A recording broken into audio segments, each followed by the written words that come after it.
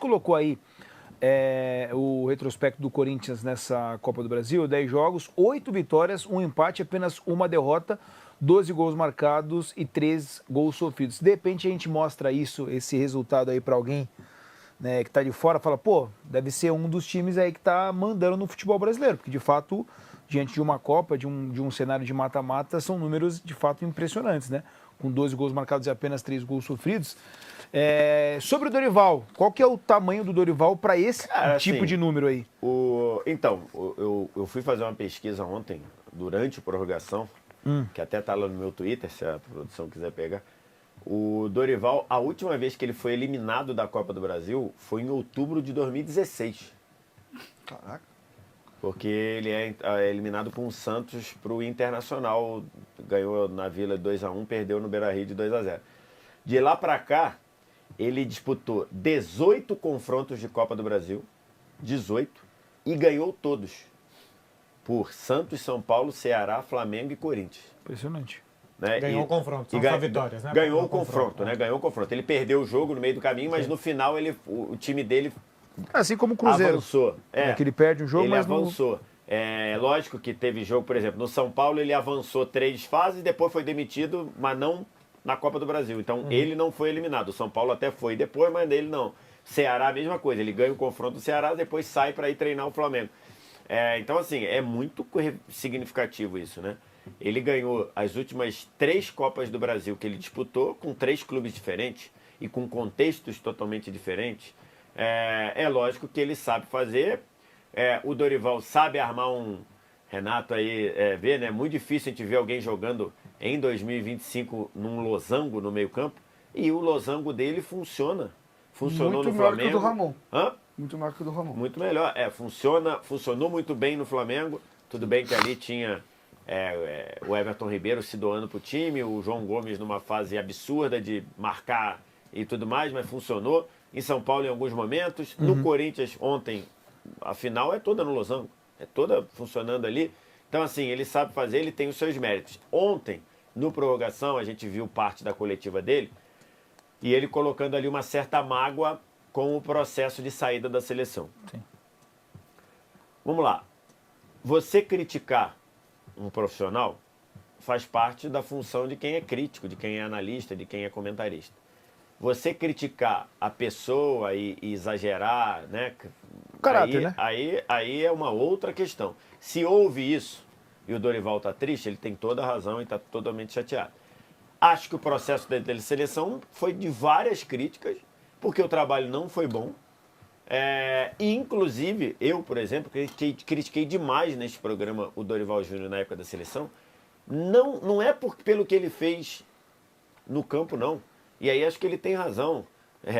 Acho que o trabalho do Dorival ainda não aconteceu. Mostrou algumas coisas. O trabalho do Ancelotti, por exemplo, mostrou alguns jogos muito bons, outros jogos muito ruins. Então, assim, mas eu critiquei, por exemplo, demais o Dorival pela postura. Eu acho que o Dorival da seleção nunca se portou como técnico da seleção, parecendo estar sempre inseguro, parecendo estar querendo uma espécie de aprovação. E eu então, acho que na coletiva ontem ele tá assim, inseguro, exatamente. complexado, exatamente. Acho que isso foi a minha maior crítica ao Dorival na seleção. Porque, de fato, até aqui o trabalho do Ancelotti ainda não está no nível que a gente pode dizer, mas é processo.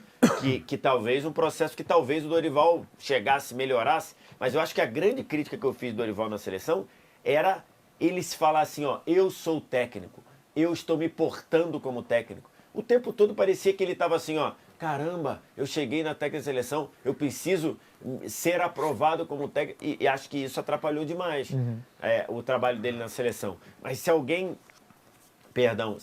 atacou ou criticou o Dorival no CPF e não no CNPJ, acho que ele tem toda razão para ficar chateado, porque é um ótimo treinador. Ele é subestimado? Não, eu acho que ele chegou à seleção brasileira. Ele é um dos melhores técnicos do Brasil. Exatamente. Ele ganhou 4 Copas do Brasil, ele gira em São Paulo, Flamengo, ele estava no Corinthians. São Paulo, né? Saiu do São Paulo. Saiu do São Do São Paulo. Os últimos 3 clubes dele são Flamengo, São Paulo, Corinthians. No início de 24, né? São 3 dos maiores clubes do Brasil, as maiores torcidas, os maiores orçamentos do Brasil. Ele sempre teve em time de primeira divisão. Ele entra em primeira divisão depois que ele faz aquele trabalho com São Caetano, né? que aí ele assume o Cruzeiro em 2007, acho que a partir dali... Não, ele é o técnico do Vasco da Série B de 2009. Ele é o faz uma técnico Série do B. Vasco da Série B de 2009. Mas, assim, num e é grande campeão. clube, né? E é campeão, num grande clube, num O- processo de reconstrução. Talvez o que ele mais deu uma queda assim midiaticamente do grande eixo foi quando ele foi pro Ceará. Aí sim ele vai para um clube que é menos midiático, que é menos, vamos começar o ano pensando em ganhar campeonatos grandes e tal. Mas ele sempre esteve nos melhores clubes. Ele sempre ganhou títulos e sempre foi reconhecido. E agora é o Mister Copa do Brasil, como ontem o Mateuzinho disse. Vitinho. Ele chegou à seleção brasileira como um dos melhores técnicos do Brasil, porque o Tite é um dos melhores e chegou, porque o Filipão é um dos melhores, porque o Vanderlei era um dos melhores, e porque o Fernando Diniz estava numa grande fase, talvez seja um dos melhores e chegou. Então ele não é subestimado. Outra coisa é que quando você é o técnico da seleção brasileira, você vai ter 220 milhões de críticos.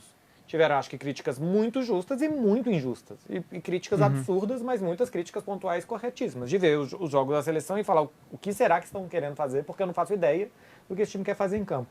Com o Ancelotti, ontem ele se defendeu atacando isso, de que o meu desempenho é igual ao do Ancelotti até agora, então quando eu ganhei de 4-1 do Paraguai foi ruim, e eu não lembro de ter visto críticas falando que a vitória por 4-1 contra o Paraguai foi ruim, e quando ganhou Aliás, de 1-0... foi o único jogo bom da Copa América.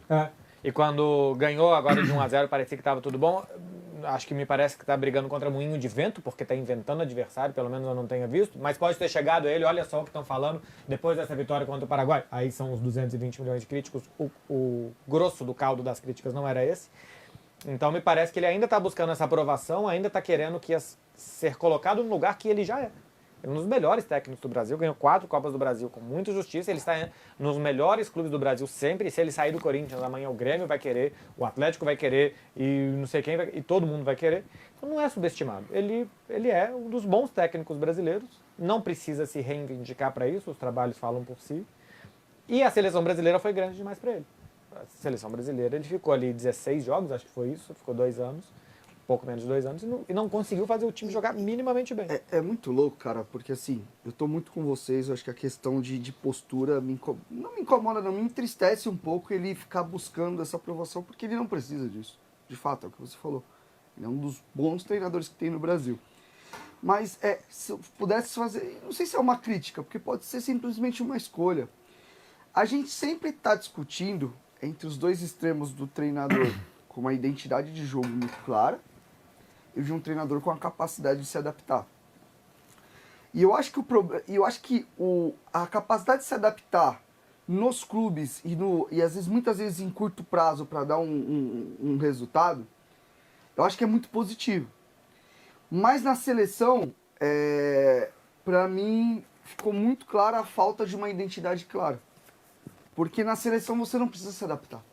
Na seleção você escolhe você escolhe os ingredientes. Não é que nem eu, se eu chegar em casa, ter um resto de calabresa, um pedaço de bacon e um arroz amanhecido, eu tenho que fazer aquilo. Na seleção você escolhe o baralho que você quer jogar, não é o Exatamente, baralho que o dealer te deu. Né? Eu não vou no mercado e vou comprar bacon e linguiça velho, que já tá na geladeira, sendo que tem camarão, lula, polvo, filé mignon, não vou.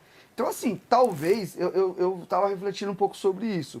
Na seleção tenha faltado mais assim, tá, agora eu vou fazer o meu jogo.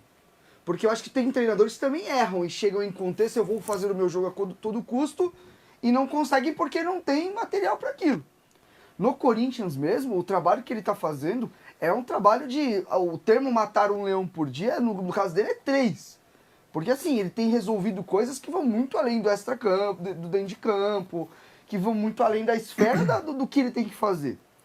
Mas eu acho que para ele virar o treinador de primeiro patamar, de pensar, até em voltar à seleção em algum momento, ainda me falta ver isso no Dorival. Eu vejo conceitos muito claros nos times dele, em qualquer time que ele joga.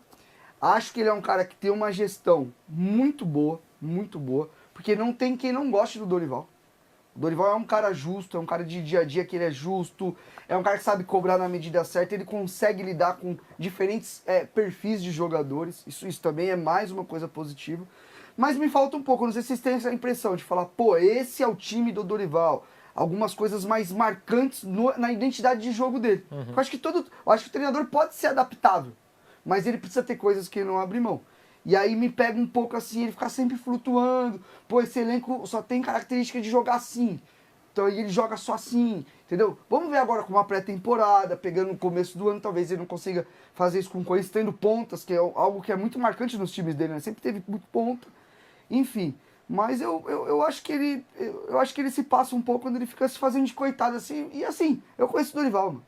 Ele não é coitado, ele é um cara da hora pra caramba, um cara que tem sua competência, pô, é um cara, meu, super honesto, sabe? Um cara que não fica passando por cima de ninguém pra chegar em lugar nenhum, entendeu? O Dorival tem que se orgulhar dele, mano. Sai um pouco disso, pô, ele é grandão, mano. O processo de seleção é muito cruel, né? O Tite voltou para trabalhar no Flamengo pós-seleção, depois de um tempo, né?